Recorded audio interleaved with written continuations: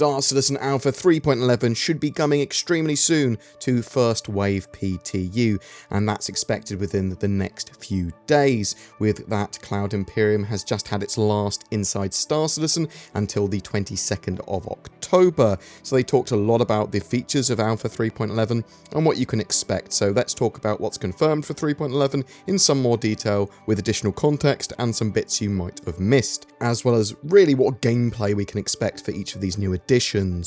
So the patch introduces cargo facilities on space stations. These create a focus for cargo mechanics at those locations. This eventually will have cargo literally being distributed from those areas to other areas that need those items or commodities that have been taken there.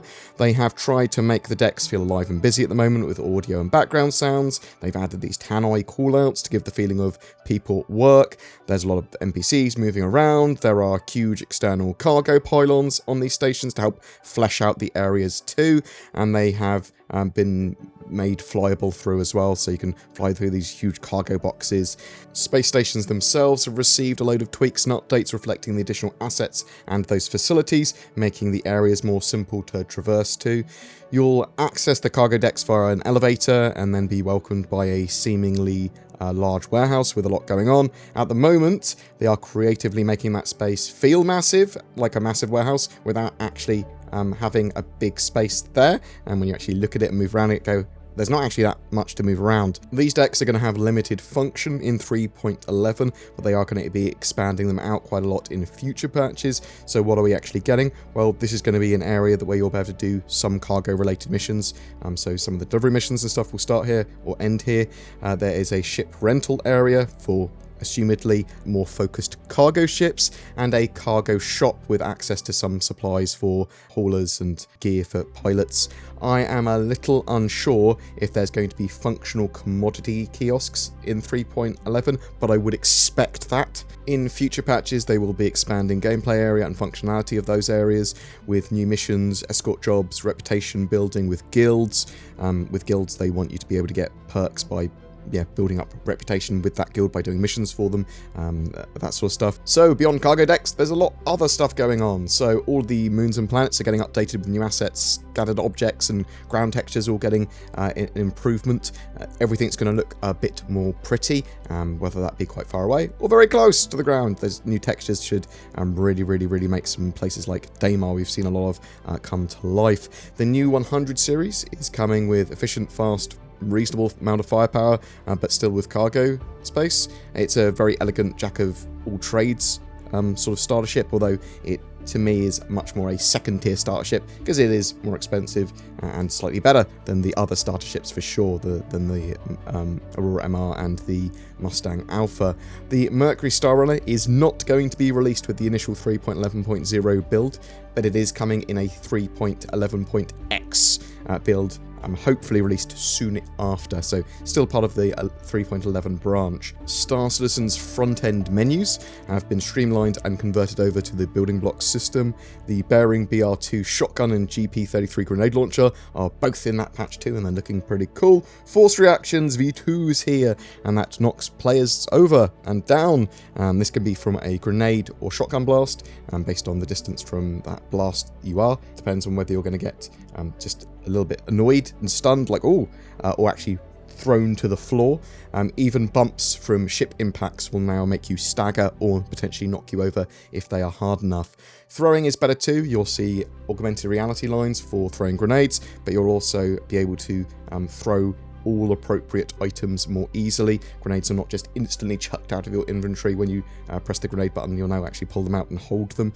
New inventory systems allow for you to move items around more appropriately between your pieces of armor, but also you'll have access to external boxes. At this stage, it looks like it's just going to be things like the rock, and be able to actually put stuff in that cargo box and take it out and interact with your inventory at the same time. Prisons have more functionality with the commissary vending machines now working as intended or more towards their final goal. There's also changes to escaping prisons as well, so bear that in mind, some cool stuff there.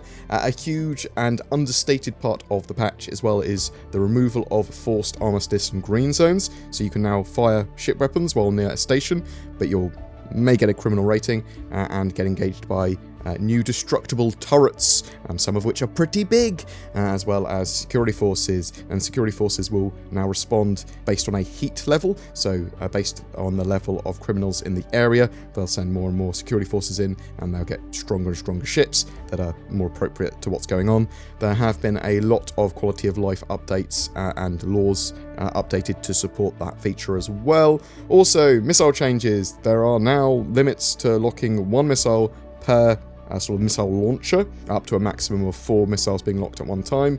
Countermeasures are more effective now, and locking a missile on a ship is a hostile action, and there's lots of quality of life and balance tweaks coming there too.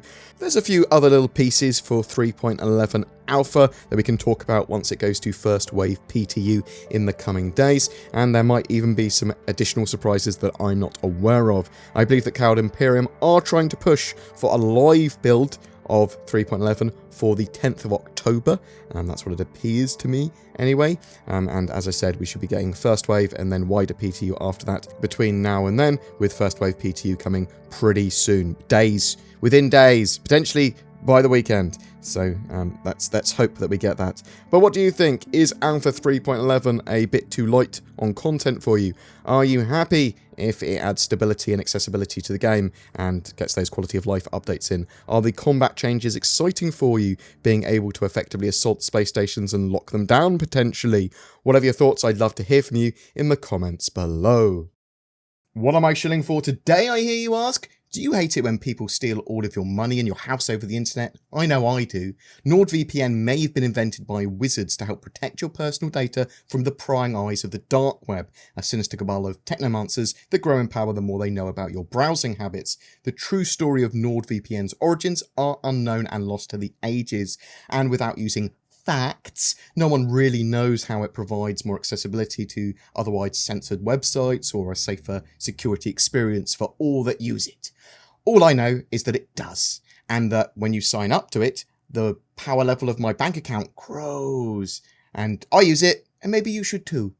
Every month we have a giveaway for a Star Citizen ship. For this month of September, it's for the Talon Light Fighter, the Battlebird Glass Cannon. Just comment on any of my videos made during September 2020 to be in for a chance of winning that. That ship should be flyable by the end of the year. If you'd like to further support the channel, there is Patreon or YouTube channel memberships via the join button down below. That will net you some exclusive content each month, but sharing videos, liking, subscribing, dinging the bell, as well as commenting and giving feedback really does help the channel to grow and give me an idea of what you guys want. Thanks very much for watching. You take care, and I'll see you in the verse.